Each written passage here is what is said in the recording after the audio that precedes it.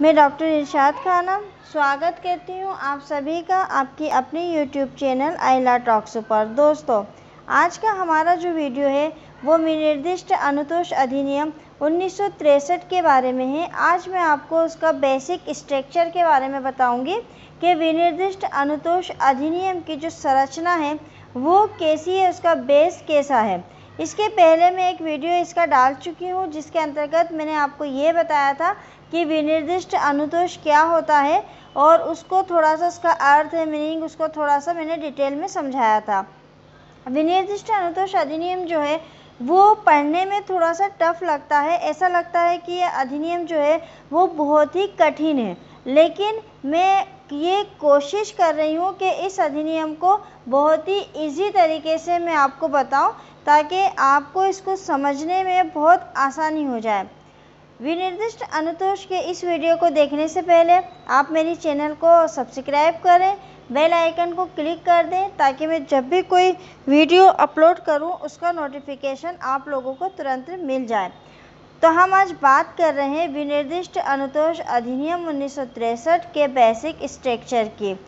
मेरा आप लोगों से एक निवेदन है कि आप विनिर्दिष्ट अनुतोष अधिनियम की जब वीडियो को देखें तो उसका बेयर जो है वो अपने साथ में रखें, तो आपको जो है ये बहुत ही अच्छे से समझ में आ जाएगा। सिविल ये जो एक्ट है ये सिविल प्रकृति का अधिनियम है जो कि 3 भागों में विभाजित है। विनिर्दिष्ट अनुतोष को हमने 3 भागों में विभाजित किया। भाग 1 में हमने रखा प्रारंभिक, भाग 2 हमने रखा विनिर्दिष्ट अनुतोष और भाग 3 में हमने रखा निवारक अनुतोष।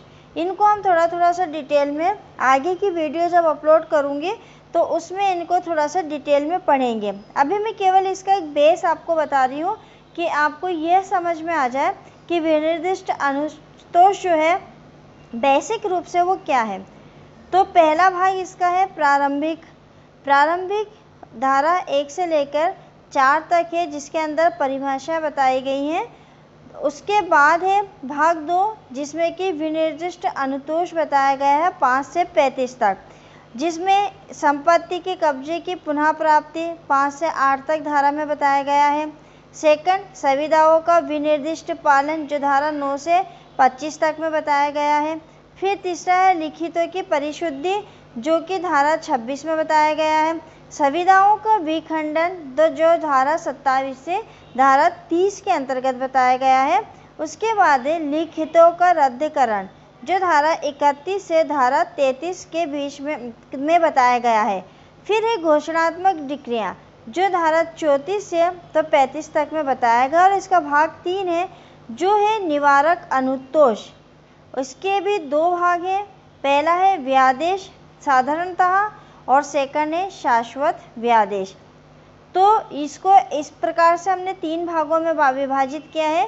धारा 1 से लेके धारा 42 तक जो है इसके अंतर्गत धारा है 43 तक धारा है, और वैसे पहले इसको था तो 44 तक धाराएं थी, लेकिन इसको जो है 43वीं जो धारा है 1947 के एक्ट के अंतर्गत इससे को निरसित कर दिया गया था।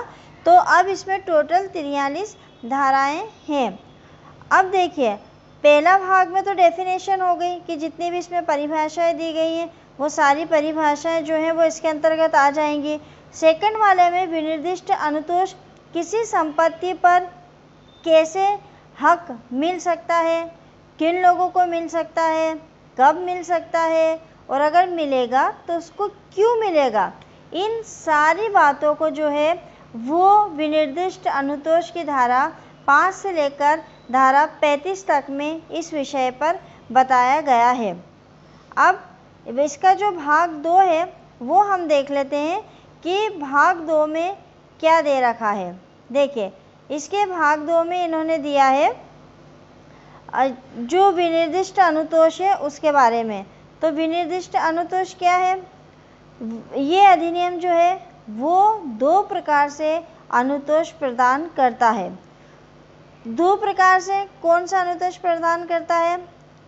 पहला, संविदाओं का विनिर्दिष्ट पालन और दूसरा घोषणात्मक डिक्रियाँ। फिर निवारक अनुतोष, निवारक अनुतोष जो है वो क्या अनुतोष देता है, तो वो किसी कार्य को रोक के रखने का अनुतोष प्रदान करता है।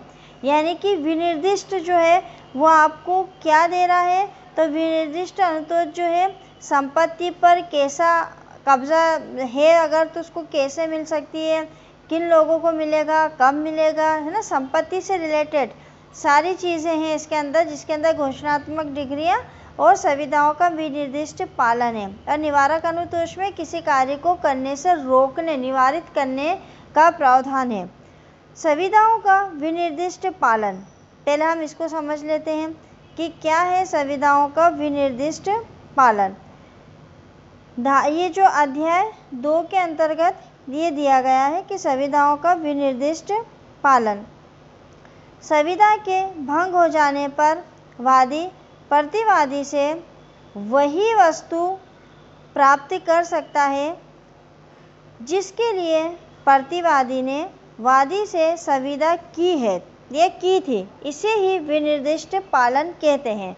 अगर मतलब संविदाओं का पालन करवाना, और जैसे आपने संविदा की है उसी रूप में संविदाओं का पालन करवाना।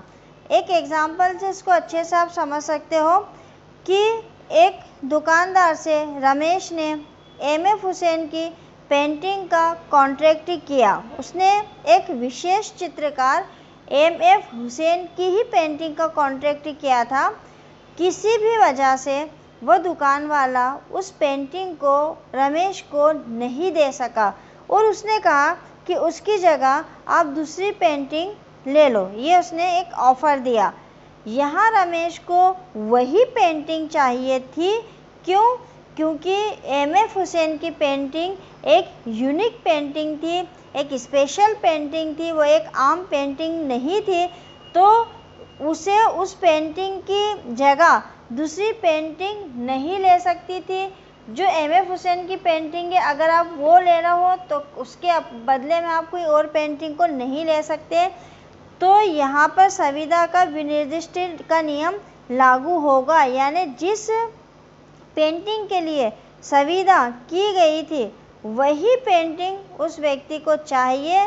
तो सीधा सा जो डेफिनेशन में दिया है कि संविदा के भंग हो जाने पर वादी से प्रतिवादी, मतलब वादी जो है वो प्रतिवादी से वही वस्तु प्राप्त कर सकता है जिसके लिए वह प्रतिवादी ने वादी से संविदा की थी, और इसे ही कहा जाता है विनिर्दिष्ट अनुतोष अधिनियम या विनिर्दिष्ट पालन। अब हम देखते हैं घोषणात्मक डिक्री। देखिए, विनिर्दिष्ट अनुतोष में 2 पॉइंट हमको दे रखे थे। पहला हमको दिया था संविदाओं का विनिर्दिष्ट पालन, जो अभी हमने समझ लिया। सेकंड उसमें पॉइंट दिया था घोषणात्मक डिक्री। घोषणात्मक डिग्री देखते हैं, जब किसी व्यक्ति के किसी विधिक हैसियत को या किसी संपत्ति के व्यक्ति के विधिक अधिकार को मानने से कोई अन्य व्यक्ति इनकार कर दे, तब ऐसा व्यक्ति न्यायालय में जाकर और इस अधिकार के लिए घोषणात्मक डिक्री पारित करवा सकता है। एक एग्जाम्पल से आप इसको बहुत अच्छे से समझ लेंगे। एक मकान पर राजेश का कब्जा है। एक मकान है, उसके ऊपर राजेश जो है वो कब्जा करके बैठा हुआ है।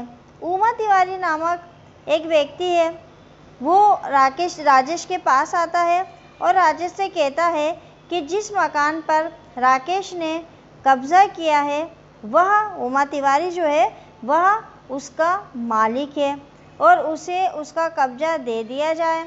यहाँ राकेश जो है न्यायालय में जाकर यह साबित करेगा कि वह मकान उसका है और वह चाहता है कि उसके पक्ष में जो है डिक्री न्यायालय पारित कर दे। तो जिस पर उसका कब्जा है उसके लिए अगर न्यायालय डिक्री पारित कर देता है तो वह घोषणात्मक डिक्री होगी।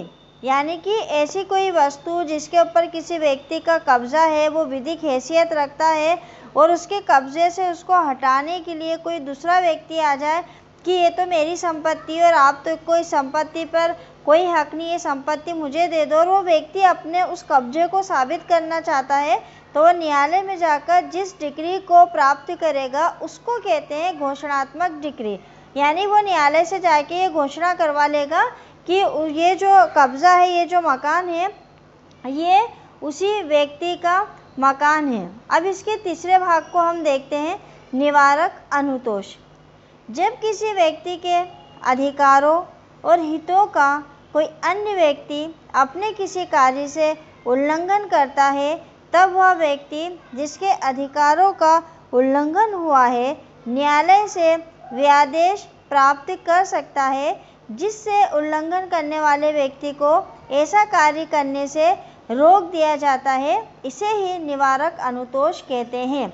इसको भी हम एक एग्जाम्पल से समझ लेते हैं। मनोज नामक व्यक्ति है, वो सीमा के घर के पास बिना किसी कारण के तेज़ आवाज़ में संगीत बजाता है, जिसकी वजह से सीमा जो है वो मानसिक और शारीरिक रूप से प्रताड़ित होती है। मतलब कोई रीज़न ऐसा नहीं है, ना उसके घर में कोई कार्यक्रम है, ना उसके घर में कोई शादी है, कुछ नहीं है, बिना किसी कारण के वो तेज़ आवाज़ में म्यूज़िक को बजा रहा है, और जिसकी वजह से उसके पास में रहने वाली या घर के सामने रहने वाली सीमा नामक महिला जो है वो परेशान हो रही है, मानसिक रूप से भी और शारीरिक रूप से भी। तो सीमा अगर चाहे तो न्यायालय में जाकर तेज संगीत को रोकने हेतु ऑर्डर पारित करवा सकती है। अगर वह ऐसा ऑर्डर पारित करवा लेती है तो वह निवारक अनुतोष कहलाएगा।